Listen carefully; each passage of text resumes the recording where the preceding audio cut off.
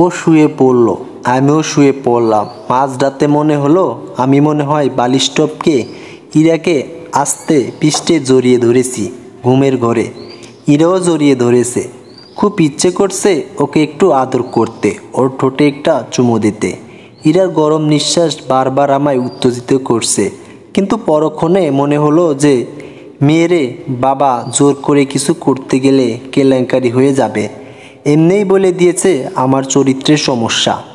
ইরার কিছু চুল আমার মুখের উপর এলোমেলোভাবে পড়ে আছে।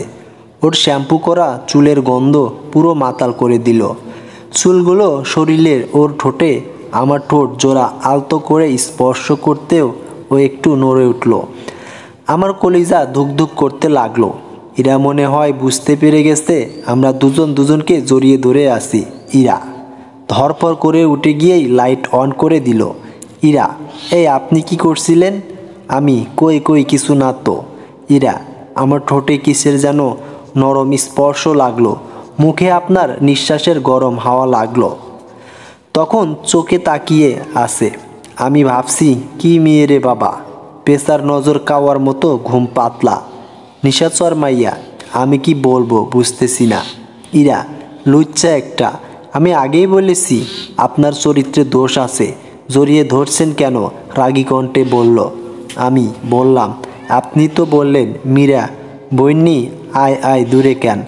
তাই আমি ভাবছিলাম মীরা তো নাই, আপনার মনে হয় ভয় লাগতেছে, তাই আপনার কাছে যেতে বুকের সাথে মিশিয়ে নিলেন। একটা পা আমার উপরে তুলে দিলেন। আহা, কি যে শান্তি লাগছিল। বিশ্বাস করেন, আমি আপনার আরামের ঘুমটা ভাঙতে চাইনি। বোকা বোকা দৃষ্টিতে বললাম। বিশ্বাসও করে নিল। ইরা, ওহ, তাহলে চুমো খেলেন কেন? আমি চুমো খাইতে চাইনি, কিন্তু আমার ঠোঁটগুলো বলছে আপনি যে লিপস্টিক দিয়েছেন তা নাকি মিষ্টি। তারপর বলল, তোরে জয়রিয়া ধরেছে, তুই লিপস্টিক খেয়ে নে। সমান সমান, কিন্তু আপনার লিপস্টিক খুব বাজে, একটুও মজা না, সব তিতা তিতা। ইরা, কে বলছে বাজে? আপনি ঠিক করতে মতো খাননি, তাই এমন মনে হচ্ছে। আমি, লাইনে এসে আর একটু চাপা মারতে হবে।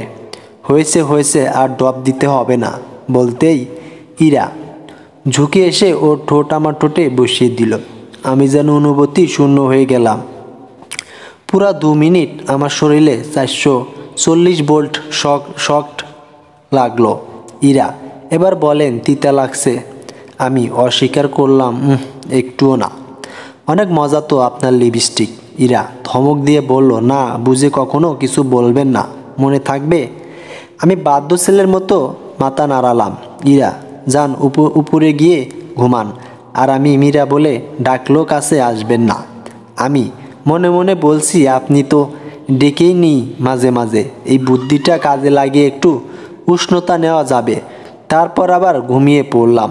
সকালবেলা দেখি ইরা বিছানায় নেই, মনে হয় ওর আম্মুর সাথে রান্না করছে। এমন সময় শালিকা হাতে কফির মগ নিয়ে রুমে প্রবেশ করলো। বলল, দুলাভাই ধরেন।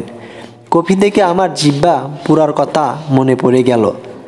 আত্মা পানি শূন্য না থাকার শালিকার কাছে সব বলা যাবে না। কফিটা নিয়ে ব্যালকনিতে গেলাম, শালিকাও পিছে পিছে গেল। শালিকাকে একের পর এক প্রশ্ন করতে লাগলাম কফি ঠান্ডা করতে। আমি, মীরা তুমি ক্লাস 10-এ পড়ো, তোমার স্বপ্ন কি? মীরা, আমি একজন ডাক্তার হব, হাসতে হাসতে বলল। আমি, মীরা তুমি প্রেম করো না? শালিকায় এমন প্রশ্ন শুনে একটু লজ্জা পেল মনে হয় তো। তারপর আমাকে কিছু লজিক শুনিয়ে দিল। বলল, প্রেম করলে জীবনটা এলোমেলো হয়ে যায়। বয়ফ্রেন্ডের হাতে ধরলে লোকে বলবে এমন মেয়ে বাবা মায়ের কলঙ্ক, আর বাবা মা কথা মতো বিয়ে করলে বলবে মেয়েরা ঠকবাজ। আর আমি দেখছি রিলেশনগুলো কোনো পরিবার মেনে নেয় না। আমি প্রশ্ন রাখলাম, তোমার কথা মানছি, তবে 20 বছর তোমার রিমোট তোমার বাবা কন্ট্রোল করলো, তুমি কি খাবে, কি পরবে, কি করবে? বাকি 20 বছর তোমার স্বামী কন্ট্রোল করবে। যদি সে ভালো হয় তো শান্তি পাবে, আর না হলে তো শেষ। আর বাকি 20 বছর ছেলে মেয়ে কন্ট্রোল করবে। জীবনটা তোমার, তাই সিদ্ধান্তটাও তোমার। বলে হাসলাম। শালিকা আমার প্রশ্নের কোনো উত্তর খুঁজে পেল না। ও ভাবছে এতক্ষণে আমার কফি শরবত হয়ে গেছে, তাই একদমে ডক ডক করে মেরে দিয়ে একটা বিজয়ের হাসি হাসলাম। শালিকা বুঝতে পারেনি? পাঠকবৃন্দ, আপনারা আপনার কোয়েন না। আর গল্পে কোনো অভিযোগ থাকলে প্লিজ ইনবক্স করবেন, তবে কমেন্টে খারাপ কথা বলবেন না। রুমে এসে ফ্রেশ হলাম, মোবাইলে ফেসবুকিং করছিলাম। মেয়েদের সাথে এমন সময় নাস্তার জন্য ডেকে গেল ইরা। দোতলা থেকে নামতে পা ব্যথা হয়ে গেল। শ্বশুরকে বলতে হবে লিফট লাগাতে। মনে মনে ভাবলাম, এসে শ্বশুর শাশুড়ির সাথে কৌশল বিনিময় করে খেতে বসলাম। খাওয়ার মধ্যে হঠাৎ বলে বসলাম, মীরা নাকি ওর বয়ফ্রেন্ডকে বিয়ে করবে। মীরা তো পুরোই শকট। সাথে সাথে আমার বউ। আমি কন্টিনিউ করে বললাম, আব্বু, মীরা সকালে আমায় কফি খেতে খেতে বলল, দুলাভাই, আপুর তো বিয়ে হয়ে গেছে, একা একা আমার ভালো লাগে না, একটা ব্যস্ত করে দেন না। মীরা লজ্জায় মরি মরি অবস্থা, মুখ পুরো লাল হয়ে গেছে। শ্বশুর আব্বা একটু খুসখুস করে কাশি দিলেন। শাশুড়ি তো মীরাকে চোখ দিয়ে পুড়িয়ে দিচ্ছে। মীরা আমারে কাঁদতে কাঁদতে বলল, মেয়েদের জীবন এমন কেন? 20 বছর তাদের রিমোট তাদের বাবা মা কন্ট্রোল করে, আর 20 বছর তার স্বামী, তারপর 20 বছর তার ছেলে মেয়ে। আবার বলে কি আমাদের কি একটু সিদ্ধান্ত নেওয়ার অধিকার থাকতে পারে না? মনে মনে নে কাচুরুনি আর গরম কফি খাওয়ারি আর কুত্তা দিয়ে ভয় দেখাবি, সব মীরার উপর চাপিয়ে দিলাম। শ্বশুর, বয়স কত? সবে তো 17, এখনই পাকনা পাকনা কথা ডানা গজাইছে, আগে তো পড়ালেখা শেষ করাকে। মীরা দড়ি রুমে ঢুকে গেল। শ্বশুর বলল, ইরার মা, তোমার মায়ারে বোঝাও, বলে শ্বশুর আব্বা উঠে গেল। আমি চুপচাপ খেয়ে রুমে আসলাম। রুমে আসতেই মীরা হুমকি দিয়ে গেল কাঁদতে কাঁদতে, 2 ভাইয়ের বাচ্চা তোরে খাইছি, মনে রাখিস। আমিও বর মুখ করে ভেংসি করে বলে দিলাম, যা যা দেখা যাবে। কিন্তু কে জানতো আমি নিজের বিপদ নিজেই ডেকে আনছি। একটু পর ইরা এসে বলল, আর যাই হোক, তোমার রিমোট আমি কন্ট্রোল করব। এ কথা শোনার পর আমি যেন আকাশ থেকে বঙ্গোপসাগরের শেষ প্রান্তে এক দ্বীপের জঙ্গলে পড়লাম। আর যাই হোক, তোমার রিমোট আমি কন্ট্রোল করব। এ কথা শোনার পর আমি যেন আকাশ থেকে বঙ্গোপসাগরের শেষ প্রান্তে এক দ্বীপের জঙ্গলে পড়লাম। আর কিছু থ্রেড দিয়ে গেল, সব মাথার উপর দিয়ে গেল। মনে মনে একটু ভেবে নিলাম, সামনের হাল যে দিক দিয়ে যাবে, পিছনের হালও তো সেদিক দিয়েই যাবে। যেমন লাউ তেমন কদু, বড় বোন যেই ছোটটাও তেমনই হবে। মীরা তো আমারে ছাড়বে না শোধ না নিয়ে, যা ডোজ দিয়েছি ওরে। ইরা, কি ভাবছেন এত? আমি, না কিছু না, চলেন না আমরা আমাদের বাড়ি চলে যাই। ইরা, আজব পাবলিক তো, কালকে আসলাম আজকেই চলে যাব মানে? ঢেমনার গাছ একটা আব্বুর ব্যবসা নাকি শুরু করেছে, ঠিক মতো তো বলে কাজও করা যান না। আমি কলিজাটা ধুপ করে উঠল এসব শুনিবার। বীর করে বললাম, কাজ করি না করি সেটা আমার বাপের সম্পত্তি, তোর কি? মুখ ফসকে তুই বলে ফেলছিস। ইরা, এই কি কি বললেন আবার বলেন তো? আমি, না না কিছু বলিনি তো। আর 20 বছর বাবার বাড়ি থেকেও মন ভরেনি। ইরা, নিজে কার বাসায় থাকো নিজের মন ভরে নি। আমি, তক্ক তো ভালোই করতে পারেন। ইরা, চুপ করেন নইলে ভালো হবে না। আমি, নিজের বাড়ি বলে ক্ষমতা দেখাও না, আমার বাসায় গিয়ে নেই দেখে নেইব। ইরা, দেখে তো নিয়েছেনি লুচ্চা। আমি, ও হ্যালো, আমি এই দেখার কথা বলিনি কিন্তু। ইরা, হয়েছে, জানি জানি সব আজে বাজে জিনিস মাথায় ঘোরে। আমি, তুমি বেশি পণ্ডিত। ইরা, মূর্খ। আমি, উফ, কেন যে বিয়ে করতে গেলাম। ইরা বাইরে চলে গেল।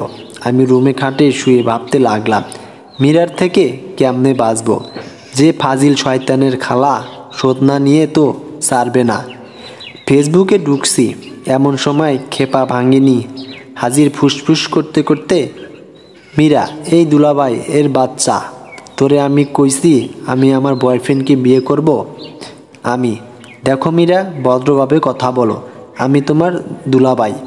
বলার আগেই মীরা তো ভদ্রতা দিয়ে, তুই পানি খা, একটু আগে প্রেম করার জন্য আপনি বুদ্ধি দিলেন, আর খাবার টেবিলে এমন কাঁচা কাঁচা মিথ্যা কথাগুলো কেন বললেন? চোখে পানি টলমল। আমি, না, একটু আধা পাকা ছিল মিথ্যাগুলো।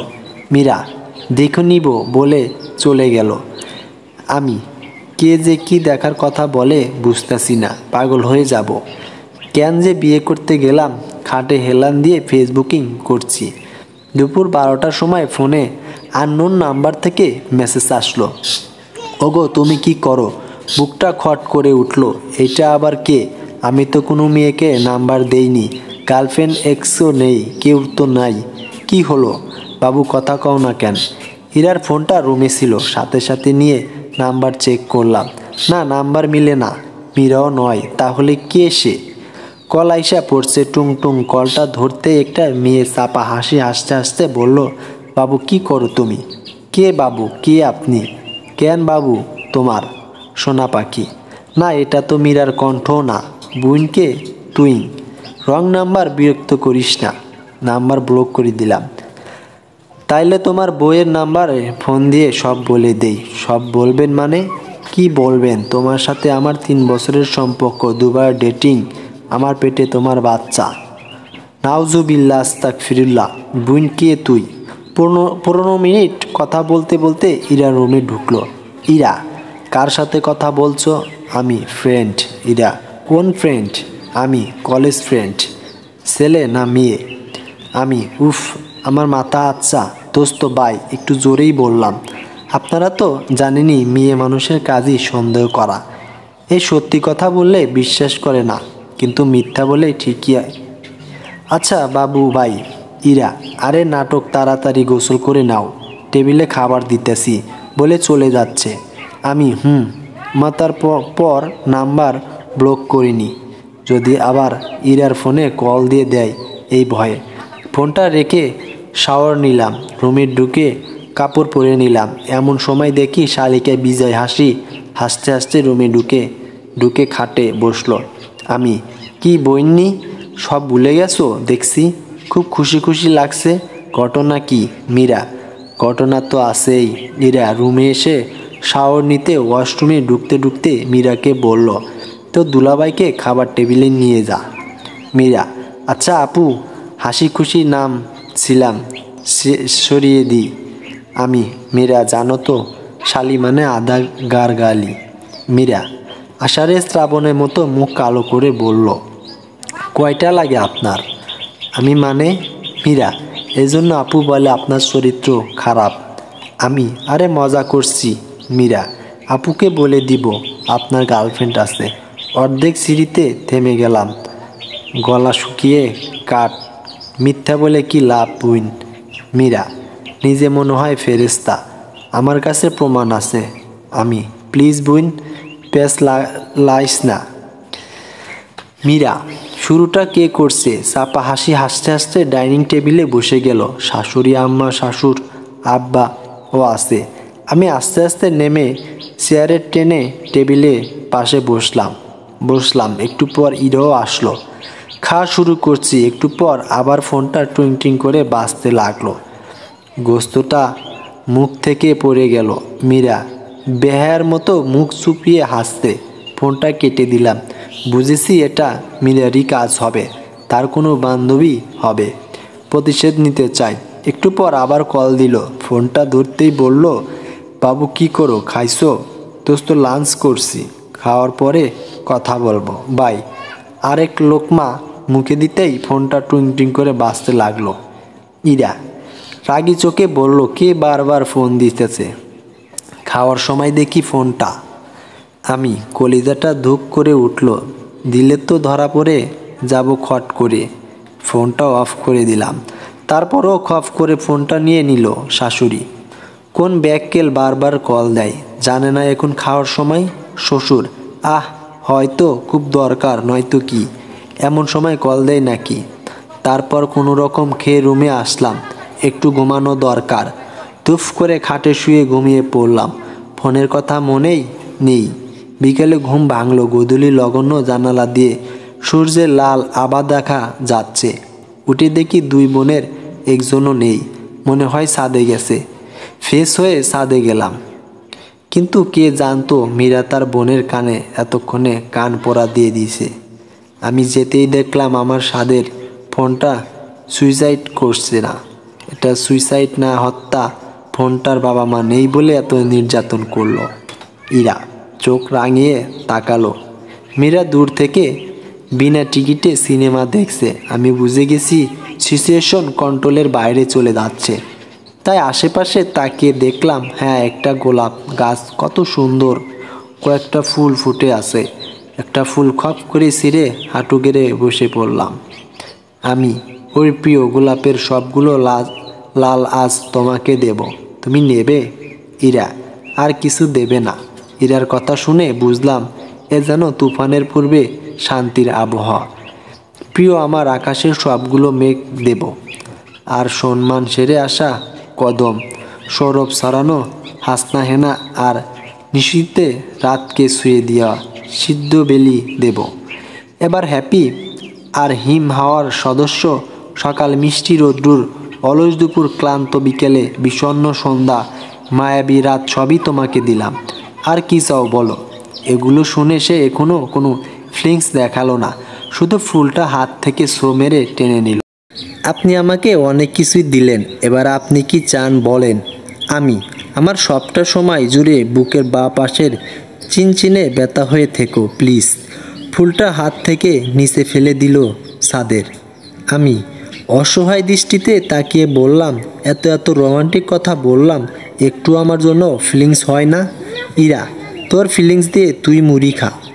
এইগুলো কি? আমি নাকি ডেটিং করছি? হেন তেন শোনালো ওই মেয়ের। আমি লও ঠেলা, এই পণ্ডিতকে কে বুঝাবে? উঠে দাঁড়াতেই ইরা আমায় দেওয়ালের সাথে চিপে ধরলো, সাথে সাথে একটা থাপ্পড় লাগিয়ে দিল।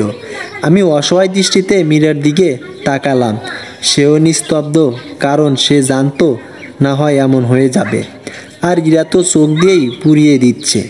অবহেলা একটা পোলা পাইয়া দুই বোন মিল্লা নির্যাতন করছে, পুরুষ নির্যাতন। আমি চুপ থাকলাম। ইরা, তোর বাসায় আর আমি যাব না, তুই কালকেই চলে যাবি আমার বাসা ছেড়ে। লম্পট, অসভ্য, লুচ্চা, ক্যারেক্টার লস, এই জন্য আমার কাছ থেকে দূরে দূরে থাকিস। অন্য মেয়েদের সাথে তো ফষ্টি নষ্টি ভালোই করিস। আবার বলে কি বাবু বই একটা কিক দিতে চাইল আমার ভবিষ্যতে। আমি আগেই কাঁচামাচু হয়ে গেলাম, তাই দিল না, তারপর ছেড়ে দিল। রাগের কারণে তুই বলছি। আমি মন খারাপ করে রুমে এসে ভাবতে লাগলাম, কি থেকে কি হয়ে গেল। আমি বিয়া কইরা ফাইসা গেছি, মাইনকার চিপাই সব দোষ ওই গুটিবাজের। আর ইরা তো আমায় ভালোবাসি না, কাছেও গেছতে দেয় না, বইয়ের অধিকারও দেয় না। আবার স্বামী বলে দাবি করে অন্য মেয়েদের সাথে। একটু কথা বললে কি এমন মহাভারত অশুদ্ধ হয় বুঝি না। বিয়ে করেছি বলে মনে হয় মাথায় উঠে গেছে। আমাদের বাসায় যেই নেই একবারও দেখাবো। মজার আগে আমার চোখ মুখ দিয়ে ধোয়া বের হচ্ছে। কিভাবে নিজেকে নির্দোষ ঘোষণা করা যায়। পাইছি আইডিয়া, কয়েকটা তেলাপোকা ধরা দরকার, সব মীরার জামার উপর ছাড়ব। খাচুরুনি তেলাপোকা তো ভয় পাস সত্যি, এটা বের হলে ইরাকে সব সুদে আসলে ফেরত দিব। পাইছে এটা কি? তোরা দুই বোন দেশটারে মগের মূল্য পাইছিস নাকি? চলবে।